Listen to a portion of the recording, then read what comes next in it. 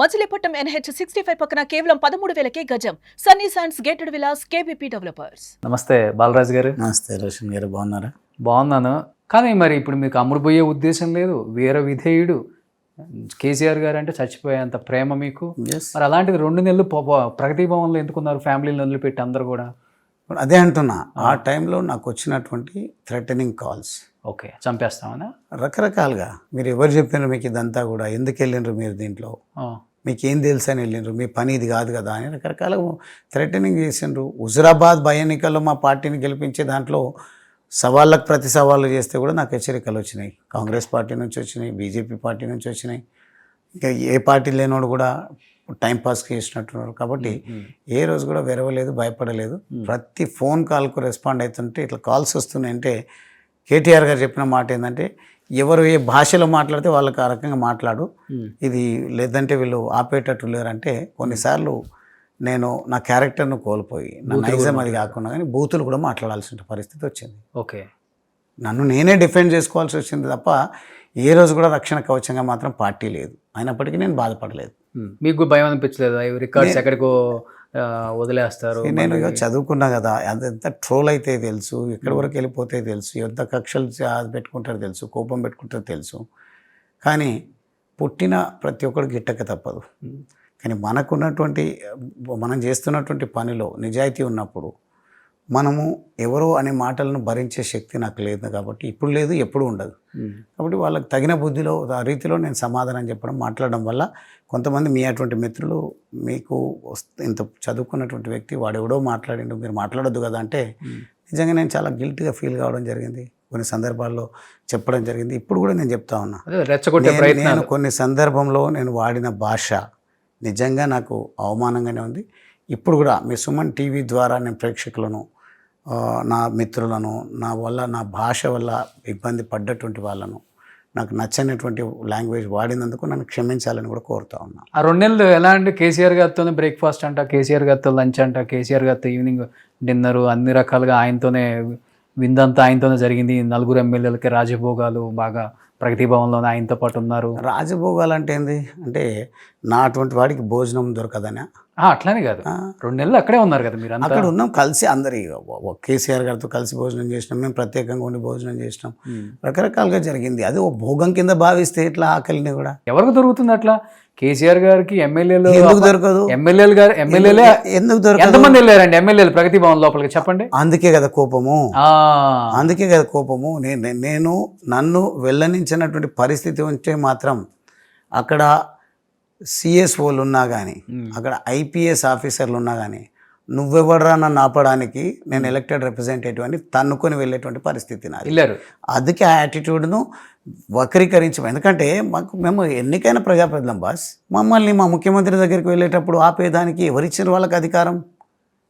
మేమేమన్నా ఆటంకవాదులమా, లేకుంటే సంఘ విద్రోహ శక్తులమా? మేమేమన్నా ముఖ్యమంత్రి గారిని ఏమైనా చేయడానికి వెళ్తామా?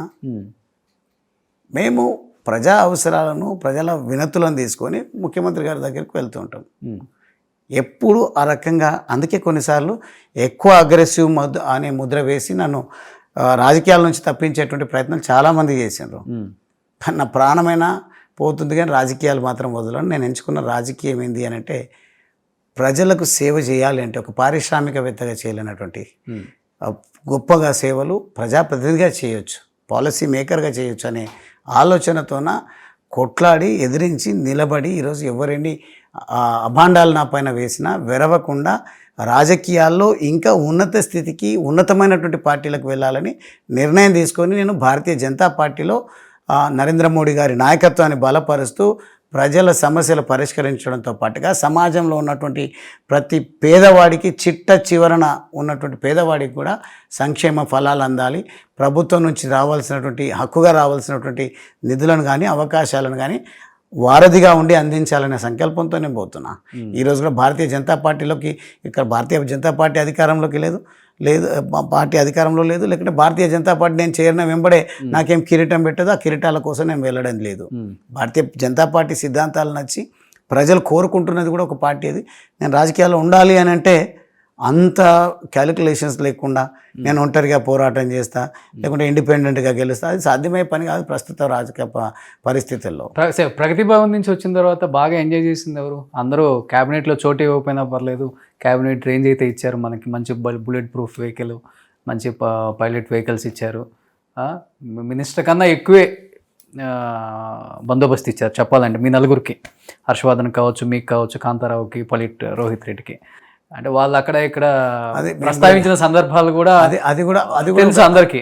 అది కూడా ఒక రకంగా మా ఓటమికి కారణం. నేను సింపుల్గా వెళ్ళేటువంటి సింప్లిసిటీ కలిగినటువంటి నాయకుడిని. నేను ఏ కార్లో వెళ్తారు మీరు మామూలుగా అయితే? నేను ఏ కార్ అయినా నాకు ఏది కార్ అందుబాటులో ఉంటే ఆ కార్. ఇప్పుడు ఏ కార్ వాడతారు మీరు? నేను ఫార్చునర్ వాడతా, ఇన్నోవా వాడతా, బెంజ్ వాడతా. ఓకే. నేను ఏ కార్ అయినా నాకు ఉన్నటువంటి కార్లన్నీ వాడతా. ఎన్ని ఉన్నాయి సార్ మొత్తం? నాకు 4-5 కార్లు ఉన్నాయి. 4-5. సో తర్వాత ఈ బుల్లెట్ ప్రూఫ్ వచ్చింది కదా, ఆ బుల్లెట్ ప్రూఫ్ కార్తో పాటు పైలట్ కూడా ఇచ్చిండ్రు, ఎస్కార్ట్ కూడా ఇచ్చిండ్రు. అదే ఎస్కార్ట్. వాటి వల్లనే మేము ఓడిపోవడం జరిగింది. మాకు ప్రజల నుంచి దూరం చేసింది ఆ కాన్వాయ్ అంతా కూడా. వాస్తవం. నేను నిజంగా వెళ్ళాలి అనుకుంటే ఇప్పుడు కూడా కోర్టుకు వెళ్తే నాకు గన్మెన్లు ఇస్తారు. ఎందుకు ఇస్తారంటే గతంలో మాజీ ఎమ్మెల్యేలు గన్మెన్లు ఇచ్చేటువంటి ఆనవాయితీ. ఈ ముఖ్యమంత్రికి ఏదో మా పైన కోపమో ద్వేషమో తెలియదు కానీ మమ్మల్ని ఒంటరిగా తిప్పేటువంటి ప్రయత్నం చేస్తారు. కానీ స్వేచ్ఛగా ప్రజల్లోకి అయితే వెళ్ళగలుగుతా ఉన్నాం. వాళ్ళ మించిన గన్మెన్స్ ఎవరున్నారండి? అదే కదా, వాళ్ళు ఇష్టపడితే ప్రజానాయకులకు ప్రజాదరణ, ప్రజలు క్యాడర్ వెంట ఉంటేనే నిజమైనటువంటి శక్తి, నిజమైనటువంటి సంతోషం. ఇప్పుడు మీకు గన్మెన్ లేరా? నాకు గన్మెన్ లేరు, ఒక్కళ్ళు కూడా. ప్రైవేట్గా మీరు కూడా పెట్టుకోలేదు? నేను పెట్టుకోవాల్సిన అవసరం. అసలు వాస్తవంగా చెప్పాలంటే ఎందుకు ఇంతమంది గన్మెన్స్ సీఎంలకైనా మంత్రులకైనా ఎందుకండి? సరే, అది ప్రోటోకాల్. వాస్తవంగా చెప్పాలంటే నిజంగా అయితే అవసరం లేదు, నిజంగా అయితే అవసరం లేదు. ఒకప్పుడు చెన్నారెడ్డి గారు వీళ్ళందరూ ఉన్నప్పుడు, కోట్ల విజయభాస్కర్ వాళ్ళు ఉన్నప్పుడే కాదు, ఇతర రాష్ట్రాల్లో ఇప్పటికి కూడా ఈ ఆనవాయితీ లేదు. లేదండి, కర్ణాటక కానీ తమిళనాడు కానీ మీరు పోండి, సీఎం ఇంటి ముందు 4-5 ఉంటారు పోలీసులు, కానిస్టేబుల్. తమిళనాడులో అంతే. పాండిచేరి చూడండి, ఒక్క కానిస్టేబుల్ ఉంటాడు. అసలుకి ఇక్కడ సీఎం అని చూడాలంటే మినిమం ఒక 20 మందిని దాటుకొని పోవాలి. ఇంకెక్కువ ఆ పరిస్థితులు వచ్చేసినాయి. అది ఎక్కువనే ఉంటుంది. దానికి కారణం కేసీఆర్ గారు కాదు, సిస్టమ్ ఉంది అక్కడ ముందు నుంచి. ఇక్కడ ఎందుకు ఆ సిస్టమ్ ఎస్టాబ్లిష్ అయింది, ఆ పద్ధతిని పాటిస్తున్నాను. దాన్ని నేను తప్పుపట్టాను, దాని గురించి నేను మాట్లాడాను. ప్రజలైతే తప్పు పడుతున్నారు. పడతాలి కదా, ప్రజలకు రక్షణగా ఉండాల్సినటువంటి వాళ్ళు. అంటే ఇది కొంత ఈ గడ్డ పైన కొంత రకరకాలుగా ఇబ్బందులు ఉన్నందుకు కూడా ప్రొటెక్షన్స్ ఎక్కువ ఉన్నాయి, అవసరం ఉన్నాయేమో తెలియదు దాని గురించి పెద్దగా. కానీ నేనైతే పెద్దగా సెక్యూరిటీని పెంచాలని నేను ఎప్పుడు వినతి పత్రం ఇచ్చింది లేదు. వాళ్ళే అరేంజ్ చేసిండ్రు, వాటి వల్ల కూడా సర్వనాశనం అయిపోయినాను. సుమన్ టీవీలో మీ పర్సనల్ అండ్ బిజినెస్ ప్రమోషన్స్ కోసం కింది నెంబర్కి కాంటాక్ట్ చేయండి.